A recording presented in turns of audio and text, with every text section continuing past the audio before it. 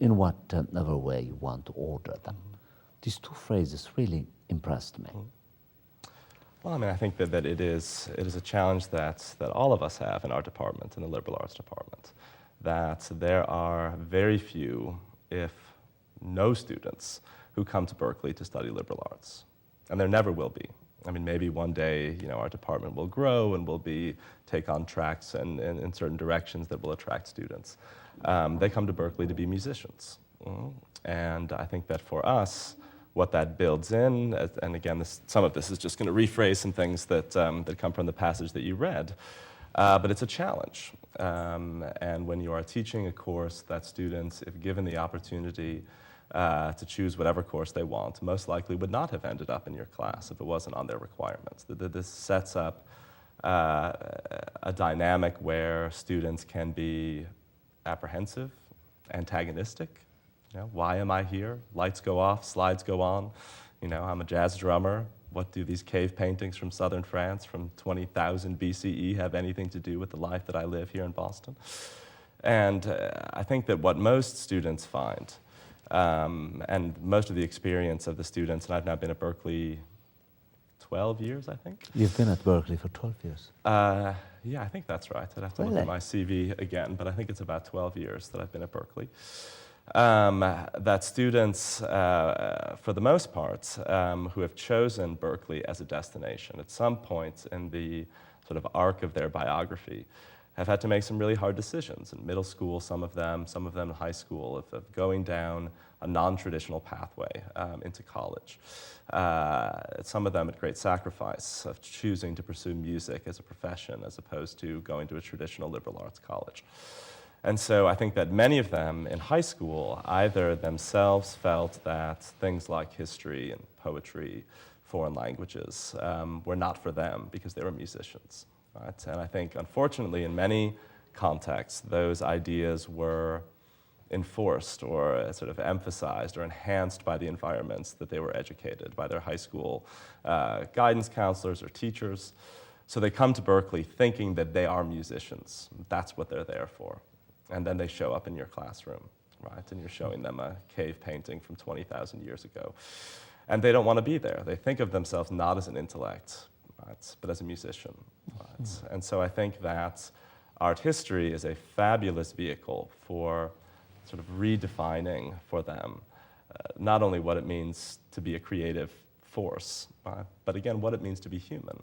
Right? That if all of the disciplines, and I'm very biased when it comes to this based on the profession that I've chosen, I think that for me, what has always attracted me to art history is that for me it has always been the clearest lens for understanding people, right? That we are inextricably linked to what we make, right? And always have been.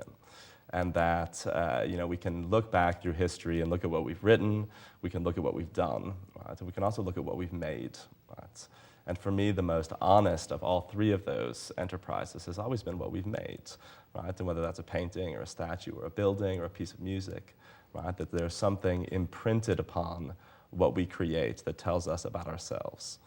And I think that for Berkeley students, or students in general, that the more they can open themselves up to thinking about the past in that way, the more it can teach them about who they are and, more importantly, where they're going, right? Sort of what's available to them, pathways they can explore, things they can become interested in.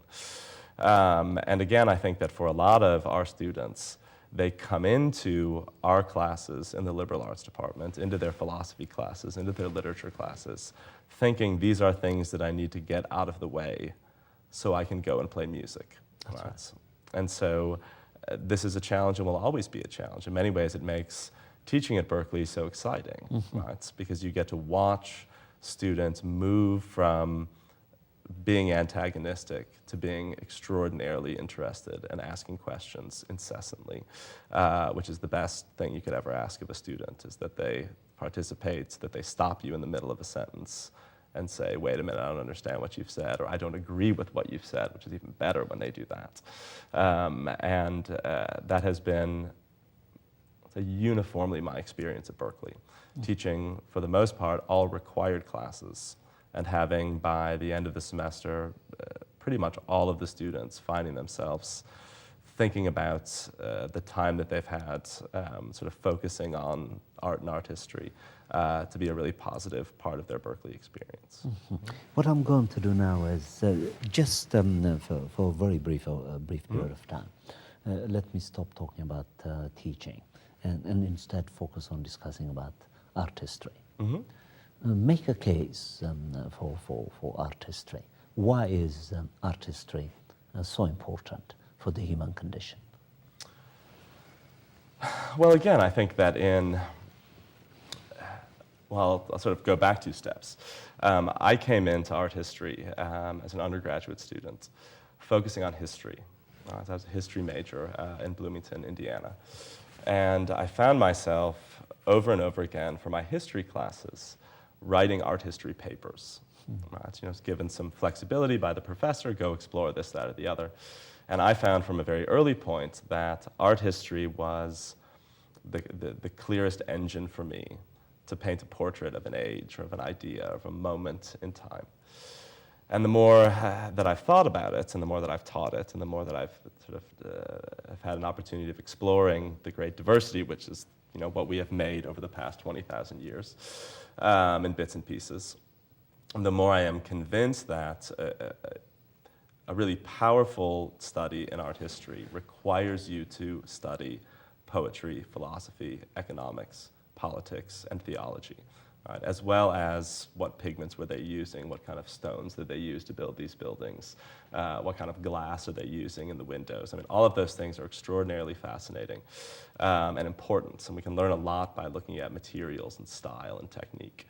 But for me, those have always been elements in a much larger picture, right, of studying the history of ideas and the history of the way we organize ourselves, what we fear, what we're comfortable with, what our ambitions are, not only 10,000 years ago, 5,000 years ago, but today, right?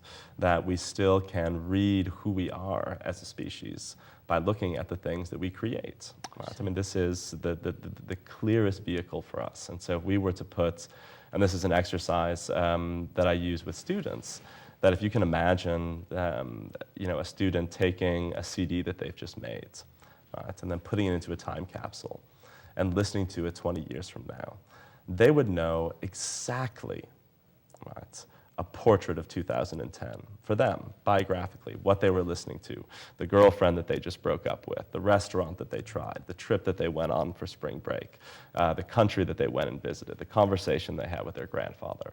That this is it evokes powerful things, some of them very intimate and individualized, and some of them large scale and culturally significant, that we can read into groups of these CDs if we could put them together 20 years from now, and read into the world that we live in now, electronics, digital media, world culture, exposure to the world's music, gender identity, ethnic identity, all of these things that surround us in our culture today are imprinted on these things that they're making. Our students right now, right, are making the documents of our age, right? And for them, it's oral, right? It's performative. If we were talking about mass art students or museum school students, for them, it's physical, it's tangible, or it's performance-based, it's video-based. They are our chroniclers, right? And someone somewhere is going to have this conversation 20 years from now, and what they're going to use as the building blocks of making sense of the age in which we live is the music that we are now listening to and the art that we're going to see at museums or we look at online. And so for me, that's always been the most attractive part about art history, is that deceptively, it's not art history, it's everything. But that's very biased from my standpoint.